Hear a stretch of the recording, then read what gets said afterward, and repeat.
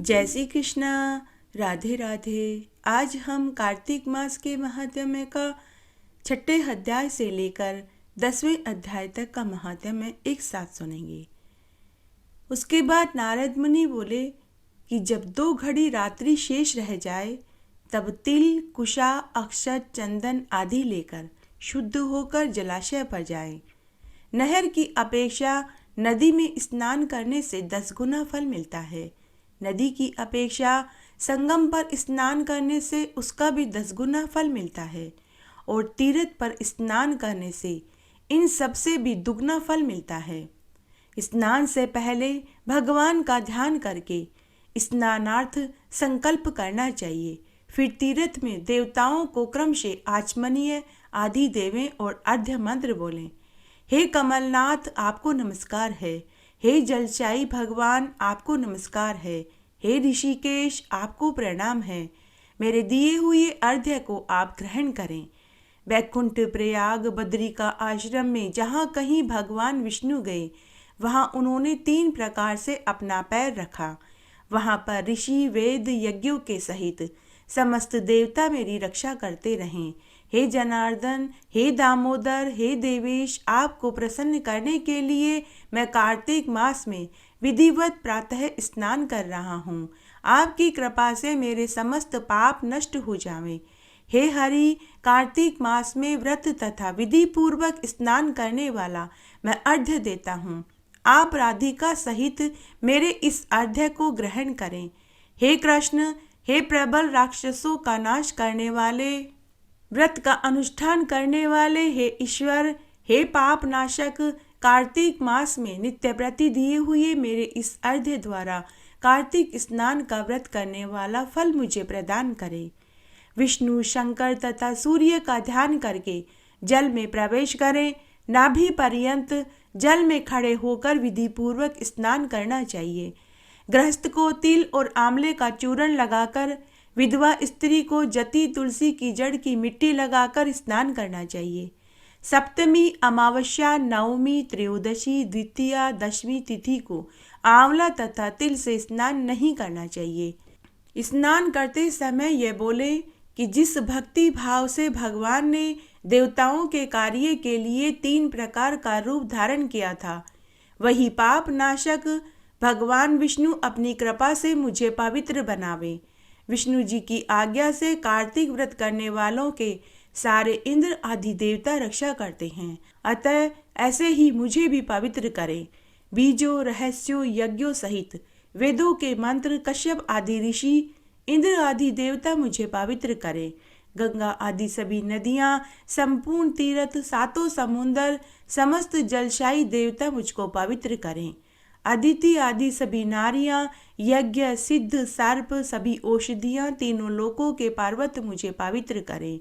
इन शब्दों को बोलकर स्नान करने के बाद व्रती मनुष्य को हाथ में पवित्री धारण करके देवता, ऋषि, मनुष्य, पितरों का विधिवत तर्पण करते समय जितने भी तिल तर्पण में अर्पित करते हैं उनसे वर्ष पर्यंत व्रती के पितृगण स्वर्ग में वास करते हैं। उसके बाद व्रत करने वाला जल से निकलकर शुद्ध वस्त्र पहनकर प्रातःकाल के सभी कृत्यों से निवृत्त होकर पुनः भगवान विष्णु का पूजन करें। समस्त तीर्थों के सारे देवताओं का स्मरण करके भक्ति पूर्वक सावधान होकर चंदन, फूल, फलों सहित भगवान विष्णु को फिर अर्घ्य देवे। और अर्घ्य का मंत्र है, पवित्र कार्तिक मास में मैंने स्नान किया है। हे विष्णु भगवान राधा के साथ आप मेरे इस दिए हुए अर्घ्य को ग्रहण करें। उसके बाद चंदन, फूल, तांबूल आदि से वेद पाठी ब्राह्मण का श्रद्धापूर्वक पूजन करें। बार बार साष्टांग प्रणाम करें।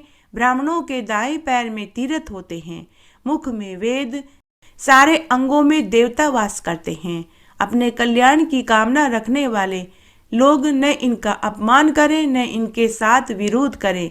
फिर एकाग्र चित्त भाव से भगवान विष्णु की प्यारी तुलसी का पूजन करें, उनकी परिक्रमा कर उनको प्रणाम करें और बोले, हे देवी, हे तुलसी, देवताओं ने ही प्राचीन काल में तुम्हारा निर्माण किया है और ऋषियों ने तुम्हारा पूजन किया है।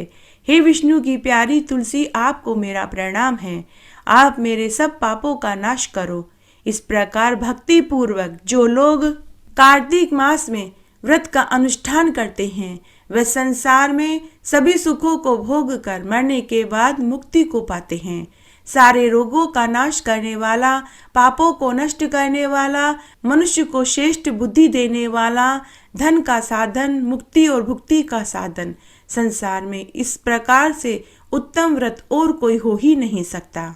कार्तिक मास में पलाश के पेड़ की पूजा करने से घर में धन धान्य की वृद्धि होती है। पलाश का पेड़ व पलाश के पेड़ के फूल भगवान महादेव को सबसे अधिक प्रिय है।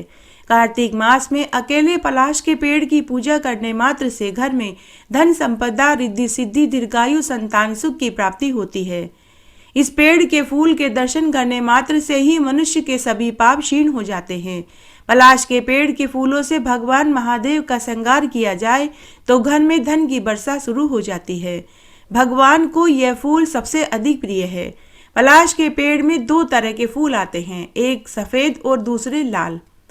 सफेद फूल भगवान महादेव को चढ़ाने से धन धान्य में वृद्धि होती है और लाल फूल चढ़ाने से पुत्र पौत्र यश वैभव बढ़ता है। पलाश के पेड़ में ब्रह्मा, विष्णु, महेश तीनों देवताओं का वास होता है। पलाश के पेड़ को ढाक या टेसू के नाम से भी जाना जाता है। पलाश के फूल को जंगल की आग भी कहा जाता है। पलाश के फूलों को घर में रखने से लक्ष्मी जी की कृपा बरसने लग जाती है। इसी तरह एक पौराणिक कहानी है कि भगवान महादेव और माता पार्वती के एकांत वास को अग्निदेव ने भंग किया था तो भगवान ने उन्हें शाप दिया था। तब भगवान ने उन्हें वृक्ष होने का शाप दिया था। तब अग्निदेव को भगवान के शाप से वृक्ष रूप में जन्म लेना पड़ा था तो वह पेड़ पलाश का ही था। पलाश की लकड़ी यज्ञोपवीत संस्कार में काम में ली जाती है। पलाश का पेड़ सुख समृद्धि का प्रतीक है। इस पेड़ की लकड़ी को यज्ञ कर्मों में उपयोग किया जाता है। पलाश का पूरा ही पेड़ उपयोगी है। इसका तना, जड़, फूल, पत्ते सभी उपयोगी है। कार्तिक मास का 7वां अध्याय। नारद मुनि बोले कि हे राजन, कार्तिक मास में व्रत करने वालों के अब तुम मुझसे नियम सुनो। मैं तुम्हें उनके सभी नियम संक्षेप में बताता हूँ। जो मनुष्य कार्तिक मास का व्रत करता है तो वह सब तरह के आमिष, मांस, उर्द, राई, खटाई, मादक वस्तुओं का प्रयोग न करे। यह व्रत करने वाला दूसरे का अन्न न खाए, किसी से द्वेष न करें, तीर्थ के अतिरिक्त अन्य कोई यात्रा न करें, देवता, वेद, ब्राह्मण, गौ, व्रती, नारी, राजा, गुरुजनों की निंदा न करें। इस व्रत को करने वाला दाल, तिल, पकवान व क्रय किया हुआ भोजन ग्रहण न करे। चुगली, निंदा से बचे। किसी भी जीव का मांस छूना, पान में चूना, नींबू, मसूर, बासी खाना, झूठे अन्न का प्रयोग न करे। दूसरे का अन्न न खावें। बकरी, गाय और भैंस के अतिरिक्त अन्य किसी पशु का दूध भी प्रयोग में न लेवें। तांबे के बर्तन में रखा हुआ पंचगव्य, बहुत छोटे घड़े का पानी एवं केवल अपने लिए पकाया हुआ अन्न ही प्रयोग में करें। कार्तिक मास के व्रती मनुष्य को ब्रह्मचार्य से रहना चाहिए। पृथ्वी पर सोना चाहिए। दिन के चौथे प्रहर में केवल एक बार शाकाहारी भोजन पत्तल में करना चाहिए। कार्तिक मास का स्नान करने वाले व्यक्ति को पूरे महीने में तेल नहीं लगाना चाहिए। केवल नरक चतुर्दशी के दिन ही तेल लगाया जा सकता है। व्रती मनुष्य को सिंघाड़ा, प्याज, मट्ठा, गाजर, मूली इन सब वस्तुओं को नहीं खाना चाहिए। लौकी, मट्ठा, काशीफल, तरबूज इन सब वस्तुओं का कार्तिक मास में व्रती मनुष्य बिल्कुल सेवन न करे। मासिक धर्म वाली स्त्री, चांडाल, पापी, ब्राह्मण, द्रोही, नास्तिकों से बातचीत न करें। भगवान विष्णु को प्रसन्न करने के लिए अपनी शक्ति के अनुसार चांद्रायन व्रत करें। नियमों का पालन करें। कार्तिक का व्रत करने वाला मनुष्य प्रतिपदा को कुम्हड़ा, द्वितीया को कटहल, तृतीया को तरुणी स्त्री, चतुर्थी को मूली, पंचमी को बैल, षष्ठी को तरबूज, सप्तमी को आंवला, अष्टमी को नारियल, नवमी को मूली, दशमी को लौकी, एकादशी को परवल, द्वादशी को बैल, त्रयोदशी को मट्ठा, चतुर्दशी को गाजर, पूर्णिमा को शाक इन वस्तुओं का प्रयोग न करें। आंवला का प्रयोग रविवार को न करें। व्रती मनुष्य यदि इन शाकों में से कोई शाक सेवन करना चाहता है तो पहले ब्राह्मण को देवें या विष्णु भगवान के मंदिर में चढ़ावें, उसके बाद ही प्रयोग में लेवें। पूरे कार्तिक मास में नृत्य, जागरण, गायन, वादन में समय व्यतीत करें। जो मनुष्य ऐसा करता है उससे यम के दूत इस प्रकार भाग जाते हैं जैसे शेर की गर्जना से हाथी भाग जाता है। कार्तिक मास का व्रत सभी व्रतों में श्रेष्ठ है। इसके अतिरिक्त जितने भी व्रत और यज्ञ हैं वह 1000 की संख्या में किए जाने पर इनकी तुलना नहीं कर सकते, क्योंकि यज्ञ करने वाला मनुष्य तो केवल स्वर्ग में जाता है, किंतु कार्तिक मास का स्नान करने वाला मनुष्य सीधे बैकुंठ में जाता है। जिस प्रकार राजा की रक्षा उसके अंग रक्षक करते हैं, उसी तरह कार्तिक मास का स्नान करने वाले की रक्षा स्वयं विष्णु भगवान करते हैं। कार्तिक मास का व्रत करने वाला मनुष्य जहाँ कहीं भी रहता है वहीं उसकी पूजा होती है, उसका यश फैलता है। उस स्थान पर जहाँ की वह रहता है भूत पिशाच कोई भी नहीं आता। विधि सहित कार्तिक मास का स्नान करने वाले मनुष्य के पुण्यों का वर्णन तो ब्रह्मा जी भी नहीं कह सकते। यह व्रत संपूर्ण पापों का नाश करने वाला, पुत्र पौत्र धन धान्य को बढ़ाने वाला होता है। कार्तिक मास में तुलसी के जड़ में सभी तीर्थ, मध्य में कोटि देवी देवता, शाखाओं में वेद स्थित है। तुलसी का प्रतिदिन दर्शन करने मात्र से मनुष्य के सभी पाप धुल जाते हैं। जो रोज तुलसी जी को सींचता है, दिया बाती करता है, उसे मरने पर सीधे बैकुंठ का वास मिलता है। तुलसी पत्र से विष्णु जी का पूजन करने से जप तप यज्ञ हवन करने जितना पुण्य मिलता है। पद्म पुराण के अनुसार तुलसी के महात्म्य को सुनने मात्र से ही मनुष्य के जन्म जन्मांतर के सभी पाप धुल जाते हैं। वह जन्म मरण के बंधन से मुक्त हो जाता है और सीधे ही बैकुंठ को जाता है। जिस व्यक्ति ने अपने जीवन भर में कितने ही पाप क्यों न किए हो, लेकिन अगर वह कार्तिक मास में तुलसी जी की पूजा कर लेता है तो उसके सारे पाप धुल जाते हैं। जो तुलसी काष्ठ का चंदन श्री कृष्ण भगवान को कार्तिक मास में अर्पित करता है और उनके श्री विग्रह में भक्ति पूर्वक लगाता है तो वह सदा श्री हरि के सायुज्य लोक को ही पाता है। तुलसी काष्ठ के चंदन को हरिचंदन भी कहते हैं, जो सबसे पवित्र होता है। जो मनुष्य तुलसी काष्ठ के चंदन की आग से भगवान विष्णु के आगे दीपक जलाता है वह 10 करोड़ दीप दान करने जितना फल पा लेता है। जो व्यक्ति तुलसी काष्ठ से हवन करता है तो उन्हें अग्निष्टोम व्रत करने जितना फल मिल जाता है। अगर मनुष्य तुलसी की लकड़ी की आंच से भगवान के लिए भोग बना करके चढ़ाता है तो उसे सुमेरु पर्वत के समान धन धान्य की प्राप्ति होती है। अगर चातुर्मास में तुलसी काष्ठ का धूप भगवान विष्णु को अर्पित किया जाए तो उसे सहस्त्र अश्वमेघ यज्ञ, सहस्त्र गौदान करने जितना फल मिल जाता है। जो मनुष्य पूरे कार्तिक मास में तुलसी के जड़ की मिट्टी का तिलक लगा करके भगवान का पूजन करता है तो उसे पूरे कार्तिक मास का पूरा फल मिलता है। जो मनुष्य तुलसी के जड़ की मिट्टी का लेप लगा करके कार्तिक मास में स्नान करता है तो उन्हें गंगा स्नान करने जितना फल मिल जाता है। जो तुलसी की मंजरी से भगवान शालिग्राम का पूजन कार्तिक मास में करते हैं तो उन्हें कोटि देवी देवताओं का आशीर्वाद मिलता है। जो व्यक्ति पूरे कार्तिक मास में तुलसीदल भगवान को भोग के साथ अर्पित करता है वे धनवान, पुत्रवान, कीर्तिवान, यशस्वी, तेजस्वी, चक्रवर्ती राजा बनते हैं। मरते हुए व्यक्ति के मुंह में अगर तुलसी चरणामृत डाल दिया जाए तो मरते समय की उसे पीड़ा नहीं उठानी पड़ती, उसे यम मार्ग के कठिन दुख नहीं देखने पड़ते। उन्हें मरते समय यमराज नहीं स्वयं विष्णुदूत दिखाई देते हैं और मरने के बाद सदगति मिल जाती है। मृत व्यक्ति की चिता पर अगर तुलसी काष्ठ का छोटा सा टुकड़ा भी डालकर जलाया जाए तो वह सीधे बैकुंठ को जाता है। जिस घर के आंगन में तुलसी का पौधा होता है वह घर स्वर्ग के समान होता है। उस घर पर कभी यमराज की दृष्टि नहीं पड़ती। जो रोज तुलसी को सींचते हैं, पूजा करते हैं, उन्हें समस्त यज्ञों और समस्त तीर्थों में जाकर स्नान करने, दान करने जितना फल मिल जाता है। तुलसी चरणामृत पीने से उस मनुष्य के सभी पाप नष्ट हो जाते हैं। तो यह हमने कार्तिक मास में तुलसी के महात्म्य को सुना। आइए अब हम कार्तिक मास का 8वां अध्याय सुनते हैं। नारद मुनि आगे बोले कि हे राजा पृथु, अब मैं तुम्हें कार्तिक मास के व्रत के उद्यापन विधि को बताता हूँ। तुम ध्यान से सुनो। व्रती को चाहिए कि कार्तिक मास में शुक्ल पक्ष की चतुर्दशी को व्रत के संपूर्ण फल की प्राप्ति के लिए तथा विष्णु भगवान की प्रसन्नता के लिए उद्यापन करें। तुलसी के ऊपर चंदोवा बनावे, बंधनवार व फूलों से सुसज्जित करें, चवर से सुशोभित मंडप बनावे, 4 दरवाजों पर मिट्टी के बने हुए पुण्यशील, सुशील, जय विजय द्वारपालों को अलग अलग बिठावे, तुलसी की जड़ों में 4 रंगों द्वारा सर्वतोभद्र चक्कर बनावे, उसके ऊपर पंचरत्न नारियल रखे, शुद्ध वस्त्र से कलश को ढके, फिर भगवान विष्णु का पूजन करे।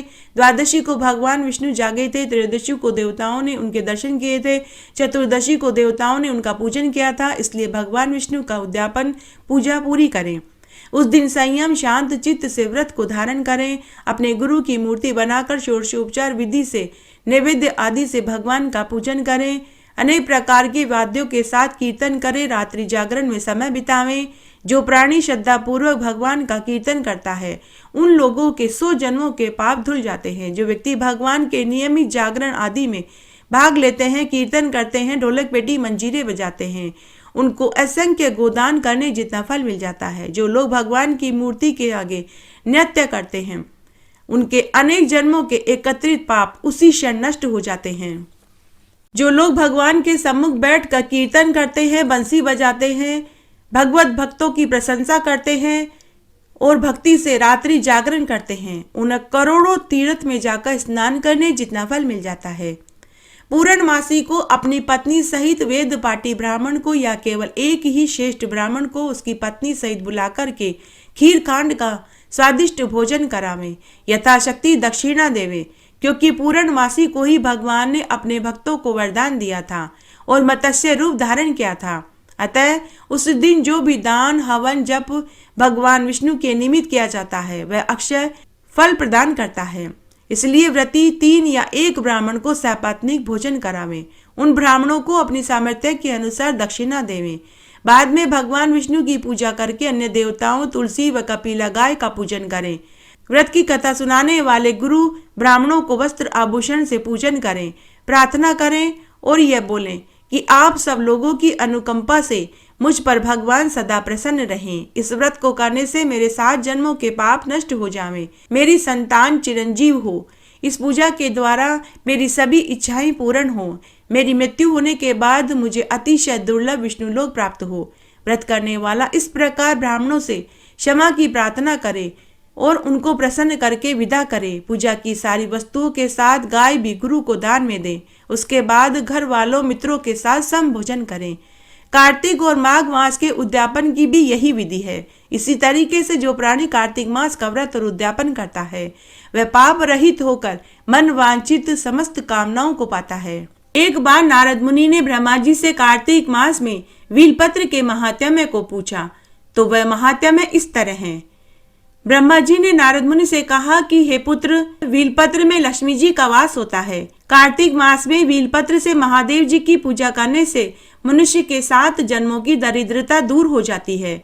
यदि वीलपत्र व आंकड़े दोनों को शिवलिंग पर कार्तिक मास में कोई चढ़ाता है तो उनके घर में स्थायी लक्ष्मी का वास होता है। कार्तिक मास में वीलपत्र के पेड़ के नीचे रोज घी का दीपक जलाया जाए तो भगवान महादेव तुरंत प्रसन्न हो जाते हैं और वे अपने भक्तों की सभी मनोकामनाओं को पूरा कर देते हैं। ब्रह्मा जी नारद मुनि से आगे बोले कि हे नारद, जो मनुष्य कार्तिक मास में रोज वीलपत्र के पेड़ को सींचता है, दर्शन करता है, तो ऐसा करने मात्र से ही उसके सारे कष्टों और विघ्नों का निवारण हो जाता है। घर में बैल के पेड़ को लगाने, सींचने, पूजा करने से धन धान्य दीर्घायु संतान सुख की प्राप्ति होती है। बरगद और बैल के पेड़ में भगवान महादेव का वास होता है। वीलपत्र भगवान महादेव को सबसे अधिक प्रिय है। अगर श्रद्धा से कार्तिक मास में शिवलिंग पर वीलपत्र अर्पित किया जाए तो भगवान महादेव तुरंत प्रसन्न हो जाते हैं और उस व्यक्ति के समस्त विघ्नों को दूर करके उसे मनवांछित फल प्रदान करते हैं। कार्तिक मास में नियमित रूप से बिलपत्र के पेड़ को सींचने से पितृदोष से मुक्ति मिलती है। कार्तिक मास में एक बिलपत्र भगवान महादेव के शिवलिंग पर चढ़ाने मात्र से ही उस व्यक्ति को इच्छित फल प्राप्त होने लग जाते हैं। बिना बिलपत्र के महादेव की पूजा अधूरी है। कार्तिक मास में शाम के समय बिलपत्र के पेड़ के नीचे घी का दीपक जलाने मात्र से लक्ष्मी जी प्रसन्न हो जाती है और उसे धन धान्य सुख संपत्ति प्रदान कर देती है। जिस बिलपत्र में 5 पत्ती हो वह पंचदेवता माने जाते हैं। ब्रह्मा, विष्णु, महेश, गणेश और माँ दुर्गा। 4 पत्ती वाला 4 वेदों का सूचक है। 9 पत्ती वाला नवदुर्गा का रूप माना जाता है। जो व्यक्ति बिलपत्र का रोपण, पोषण, संवर्धन करता है उसे साक्षात महादेव जी दर्शन देते हैं। स्कंद पुराण के अनुसार बिलपत्र के पेड़ की उत्पत्ति माता पार्वती के पसीने से हुई थी। जिस प्रकार तुलसी में माता लक्ष्मी का वास होता है वैसे ही बिलपत्र में माता पार्वती जी का वास बताया गया है। मूलतो ब्रह्म रूपाय मध्यतो विष्णु रूपिणे अग्रत शिव रूपाय बिल्व वृक्षाय नमो नमः।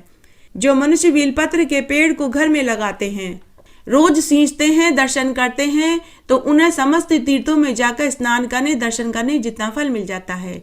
बेलपत्र की पूजा करने से विद्या चाहने वाले को विद्या, धन चाहने वाले को धन, पुत्र चाहने वाले को पुत्र और बुजुर्गों को वैकुंठ का वासा मिलता है। बैल के पेड़ की जड़ की मिट्टी मस्तक पर लगाने मात्र से ही कभी अमंगल नहीं होता। बेलपत्र के पत्तों को तोड़ते समय ओम नमः शिवाय या श्री शिवाय नमस्तुभ्यम बोलकर तोड़ना चाहिए। अमावस्या, अष्टमी, चतुर्दशी, सोमवार को बेलपत्र नहीं तोड़ना चाहिए। बैल के पेड़ के नीचे घी का दीपक जलाने और जड़ में दूध और काला तिल चढ़ाने से मनुष्य की सभी मनोकामनाएं पूरी हो जाती है।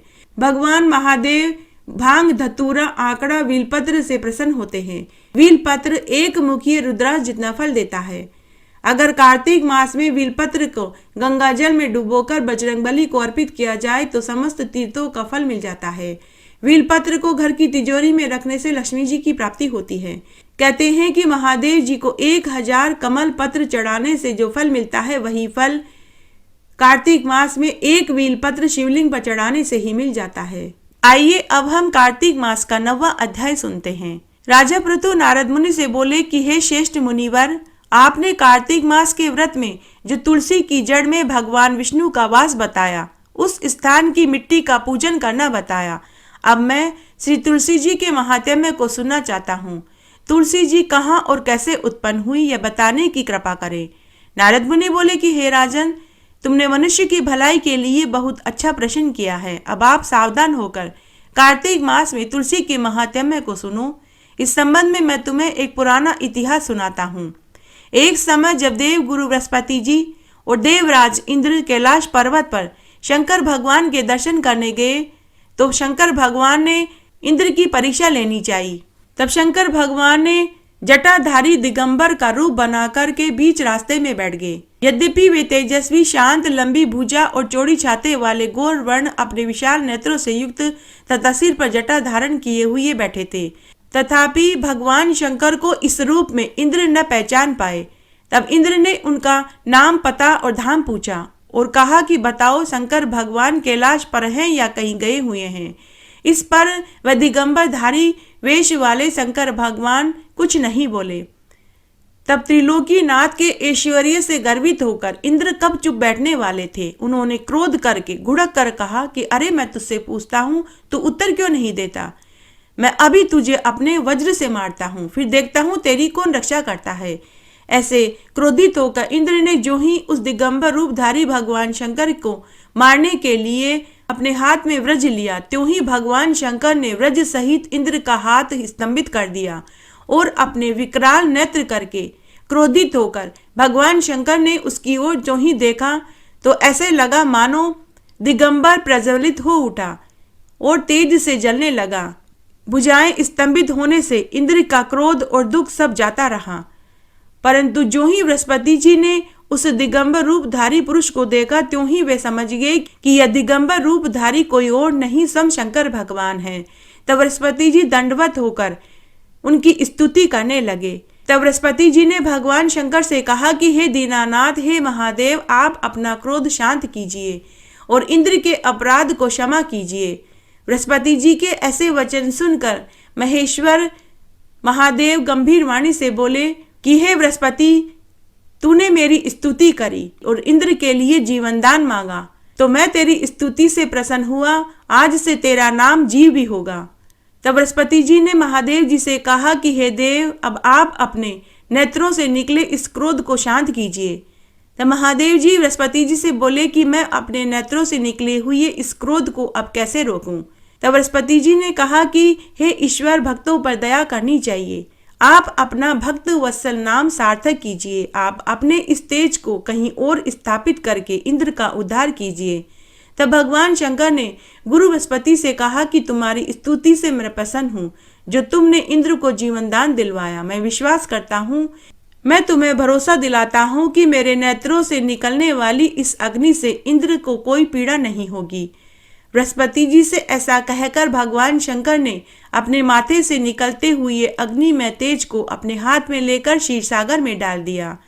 फिर लीलाधारी भगवान अंतर्ध्यान हो गए। इस प्रकार जिनको जानने की इच्छा थी उसे जानकर इंद्र और बृहस्पति जी अपने अपने लोक को चले गए। कार्तिक मास में तिल के दान के महात्म्य को सुनेंगे। काले तिल व सफेद तिल मिश्रित लड्डुओं का कार्तिक मास में दान करने से मनुष्य की सभी परेशानियां खत्म हो जाती है। एक पौराणिक कथा के अनुसार अपने पिता के क्रोध को शांत करने के लिए शनिदेव ने काले तिल से उनकी पूजा करी थी। इससे सूर्य देव का क्रोध शांत हो गया था। मनुष्य को तिल का दान कार्तिक मास में जरूर करना चाहिए। जो मनुष्य कार्तिक मास में तिल से बने व्यंजनों का भोजन ब्राह्मणों को कराते हैं तो उन्हें सुमेरु पर्वत के समान धन धान्य की प्राप्ति होती है। तिल का दान करने से अग्निष्टोम यज्ञ करने जितना फल मिलता है। जो व्यक्ति कार्तिक मास में गरीबों को तिल का दान करते हैं उन्हें गोदान करने जितना फल मिल जाता है। कार्तिक मास में तिल से तर्पण करने से मनुष्य का पितृ दोष शांत होता है। तिल दान करने से सुख सौभाग्य में वृद्धि होती है। तिल दान करने से मनुष्य को अगले कई जन्मों तक दुख नहीं उठाना पड़ता। तिल दान करने से दुर्भाग्य व दरिद्रता दोनों का नाश हो जाता है। तिल सभी धान्यों में पवित्र है। तिल से स्नान करने, तिल का तर्पण करने, तिल का उपटन करने, तिल से हवन करने, तिल का भोजन करने, तिल का दान करना सबसे श्रेष्ठ है। जो मनुष्य कार्तिक मास में तिल का दान करते हैं उनकी सभी गलतियां, सभी पाप भगवान विष्णु दूर कर देते हैं। कार्तिक मास में तिल का दान करने से घर परिवार में खुशहाली बढ़ती है। काले तिल का दान सभी दानों में शुभ फल देता है। बताया गया है कि पितरों को तृप्त करने तथा देवताओं व ऋषि मुनियों को काले तिल का तर्पण करने से वे बहुत जल्दी प्रसन्न हो जाते हैं। काले तिल व कुशा से पितरों का तर्पण करने से पितरों को वैकुंठ का वास मिलता है। कहते हैं कि तिल भगवान के पसीने से और कुशा रोम से उत्पन्न हुई थी, इसीलिए तिल सर्वश्रेष्ठ है। तिल को देवताओं का अन्न कहा गया है। तिल बिना श्राद्ध कर्म अधूरा बताया गया है। मान्यता है कि तिल का दान सोने के दान के बराबर जितना फल देता है। बिना तिल के पितर जल ग्रहण नहीं करते। कार्तिक मास में किसी भी चीज का दान करें, लेकिन तिल हाथ में लेकर दान करना शुभ फल देता है। श्राद्ध में पितरों के निमित्त जल में काले तिल डालकर तर्पण करने के पीछे की मान्यता है कि काले तिल को देवताओं का अन्न कहा गया है और जल को मुक्ति का साधन कहा है। शास्त्र में मान्यता है कि काले तिल की एक मुट्ठी दान करने से 100 किलो सोना दान करने जितना फल देता है। इसलिए जल के साथ काले तिल से पितरों को तर्पण करने से पितरों की आत्मा जल्दी तृप्त हो जाती है। शास्त्रों में यह भी कहा गया है कि अगर कुंडली में पितृ दोष है तो अमावस्या के दिन पितरों को काले तिल से तर्पण देने से पितृदोष जल्दी दूर होता है। कार्तिक मास में जो मनुष्य मंदिरों में बैल बूटे मांडने स्वास्तिक बनाते हैं तो उसे 7 जन्म तक ब्राह्मण की योनि मिलती है। जो मनुष्य कार्तिक मास में भगवान विष्णु और शिवलिंग को पंचामृत में दूध, दही, घी, शहद, मिश्री से स्नान करा के पूजा करते हैं वे स्वर्ग में जाकर इंद्र के समान सुख भोगते हैं। कार्तिक मास में जो मनुष्य भगवान विष्णु को रोज तुलसीदल भोग के साथ अर्पित करते हैं तो उन्हें स्वर्ण की तुलसी योग्य पंडित को दान करनी चाहिए। जो व्यक्ति ऐसा करते हैं वे स्वर्ण के सिंहासन में बैठकर विष्णुलोक को जाते हैं। कार्तिक मास में पंच देवता यानी विष्णु, शंकर, दुर्गा, गणेश व हनुमान जी की पूजा करने वाले कुबेर के समान धनवान, पुत्रवान, यशस्वी, तेजस्वी, चक्रवर्ती राजा बनते हैं। कार्तिक मास में अश्वत्थ वृक्ष और विष्णु भगवान की पूजा करने से विष्णुलोक की प्राप्ति होती है। जो व्यक्ति संध्या के समय मंदिरों में, पवित्र नदियों में दीपदान करते हैं वे अश्वमेध यज्ञ करने जितना फल पाते हैं। कार्तिक मास में भगवान के चरणामृत का जो पान करते हैं, सिर पर चरणामृत धारण करते हैं तो वे आवागमन के चक्र से छूट जाते हैं। उन्हें मरते समय की पीड़ा नहीं उठानी पड़ती। उनके लिए यम का मार्ग आसान हो जाता है। उन्हें यमराज का भय नहीं सताता। उन्हें मरने पर यमदूत नहीं बल्कि विष्णुदूत पुष्पक विमान लेकर उन्हें लेने आते हैं। जो मनुष्य कार्तिक मास में विष्णु स्तुति करते हैं, गीता को पढ़ते और सुनते हैं, विष्णु मंदिरों में गायत्री मंत्रों का 108 बार जाप करते हैं, भगवान के मंदिरों में 108 प्रदक्षिणा करते हैं, वे कभी पाप में लिप्त नहीं रहते। जो व्यक्ति कार्तिक मास में योग्य पंडितों, गरीबों, जरूरतमंदों को अन्न, वस्त्र, रुपया का दान करते हैं वे कीर्तिवान, यशस्वी, तेजस्वी, चक्रवर्ती राजा बनते हैं। उन्हें धन, पुत्र, वैभव, दीर्घायु, संतान सुख की प्राप्ति होती है। आइए अब हम कार्तिक मास का 10वां अध्याय सुनते हैं। राजा पृथु नारद मुनि से बोले कि हे देव ऋषि, आपको नमस्कार है। कृपया करके आप ये बताइए कि जिस समय भगवान शंकर ने अपने माथे का तेज क्षीर सागर में डाला उसके बाद क्या हुआ। तो नारद मुनि बोले कि हे राजन, जब भगवान शंकर ने अपना तेज क्षीर सागर में डाल दिया तो उस समय वहां शीघ्र ही एक बालक पैदा हो गया और गंगा सागर के तट पर बैठकर भय देने वाला करुण रुदन करने लगा। उसके रुदन से समस्त संसार व्याकुल हो गया। लोकपालों के मन में व्याकुलता पैदा हो गई। चराचर चलायमान हो गया। शंकर सुवन के रुदन से ब्रह्मांड व्याकुल हो गया। समस्त देवता ऋषि मुनि व्याकुल होकर लोक पितामह ब्रह्मा जी की शरण में गए। सबने मिलकर ब्रह्मा जी को प्रणाम किया और स्तुति करी और फिर ब्रह्मा जी से बोले कि हे पितामह, यह तो बड़ा भयंकर समय उपस्थित हो गया है। हे महायोगिन, अब आप ही कुछ कीजिए। तब देवताओं की स्तुति सुनकर श्री ब्रह्मा जी सत्यलोक से उतरकर उस बालक को देखने के लिए समुद्र तट पर आए। समुद्र ने ब्रह्मा जी को आता देखकर उनको प्रणाम किया और बालक को उठाकर उनकी गोद में दे दिया।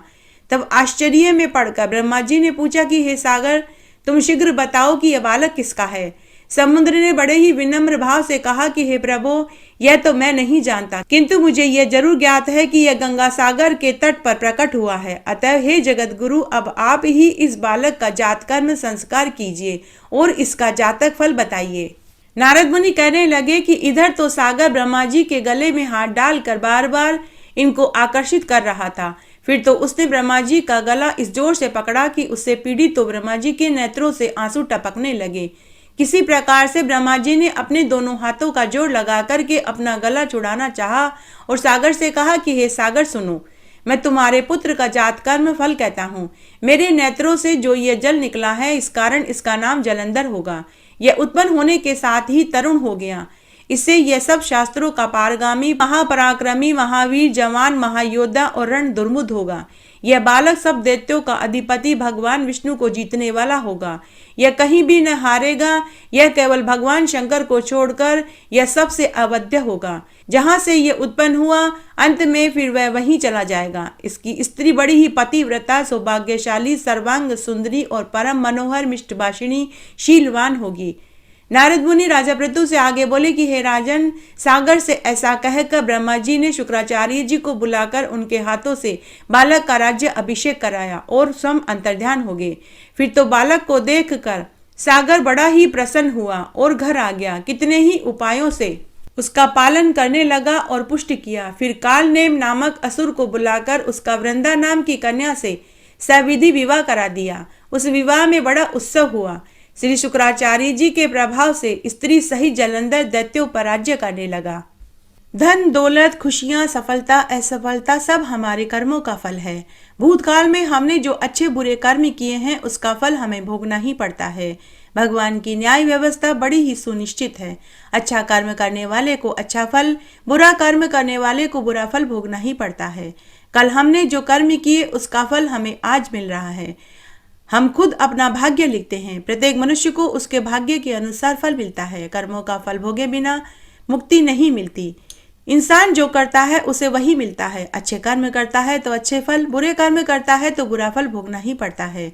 पका हुआ फल कभी कड़वा नहीं निकलता, वह हमेशा मीठा ही निकलता है। कोई किसी के दुख का कारण नहीं होता। अपने ही कर्म होते हैं जिसकी वजह से मनुष्य को दुख और सुख उठाने पड़ते हैं। आज हम जो कुछ भी हैं वो हम अपने पिछले कर्मों की देन से हैं। इसी को प्रारब्ध कहते हैं। अजगर करे न चाकरी, पंछी करे न काज, दास मलूक कह गए सबके दाता राम। लोभ, मोह, स्वार्थ से ऊपर उठे बिना सच्चे सुख की कल्पना नहीं की जा सकती। मेहनत से जो कमाया जाता है उसे ही हरि की इच्छा समझनी चाहिए। लोभ, मोह, माया, डाह सभी दुख देने वाले होते हैं, इनसे बचना चाहिए। त्याग और परहिस से बढ़कर कोई सुख नहीं। कभी किसी गरीब की मदद करे, प्यासे को पानी पिलावे, भूखे को रोटी खिलावे, अंधे को सड़क पार करा के जो सुख की अनुभूति होती है उसका तो वर्णन भी नहीं किया जा सकता। किसी ने सच कहा है, कर्म वह आईना है जो हमें हमारा स्वरूप दिखाता है। इस संबंध में मैं एक आपको छोटी सी कथा सुनाती हूँ। एक बार एक व्यक्ति एक मार्ग से गुजर रहा था। उस मार्ग में उसने एक जामुन का पेड़ देखा। जामुन का पेड़ देखा आंखों ने, लेकिन आंखें चल कर जा नहीं सकती थी तो चल कर गए पैर। पैर जामुन तोड़ नहीं सकते थे तो जामुन तोड़ा हाथों ने। हाथ जामुन खा नहीं सकते थे तो जामुन खाया मुंह ने। उसके बाद जामुन गया पेट में। लेकिन जैसे ही जामुन के पेड़ के मालिक ने उस व्यक्ति को ऐसा करते हुए देखा तो उसने डंडे से उस व्यक्ति को मारा पीठ पर। तो फिर वह व्यक्ति अपने गुरु के पास गया और बोला कि हे गुरुदेव, आप मुझे एक बात बताइए, जामुन देखा तो मेरी आंखों ने था, फिर मुझे मार पीठ पर क्यों पड़ी? तब वह व्यक्ति अपने गुरु के पास गया और अपने गुरु से पूछने लगा कि हे गुरुदेव, जामुन तो मेरी आंखों ने देखे थे और मार मुझे पीठ पर पड़ी, जबकि जिसने जो गलती करी सजा तो उसे ही मिलनी चाहिए थी, लेकिन मेरे साथ ऐसा नहीं हुआ। तब गुरु ने कहा कि हे पुत्र, सजा तो आंख को ही मिली है। व्यक्ति ने पूछा कि कैसे गुरुदेव, मुझे समझ में नहीं आया, मुझे अच्छे से समझाइए। तो गुरु ने कहा कि पुत्र, माना कि डंडा तो पीठ पर पड़ा, लेकिन दर्द से रोई तो आंखें ही थी। अंत में सजा तो आंखों को ही मिली। मनुष्य स्वयं अपने कर्मों का स्वामी है, अपने कर्मों को ही हम विरासत में पाते हैं। जैसे शुभ अशुभ कर्म होंगे, परिणाम भी वैसे ही शुभ और अशुभ होते हैं। भाग्य मनुष्य के अधीन है, वह जैसा चाहे अपना भाग्य लिख सकता है। मनसा वाचा कर्मणा, कायिक वाचिक और मानसिक कर्म।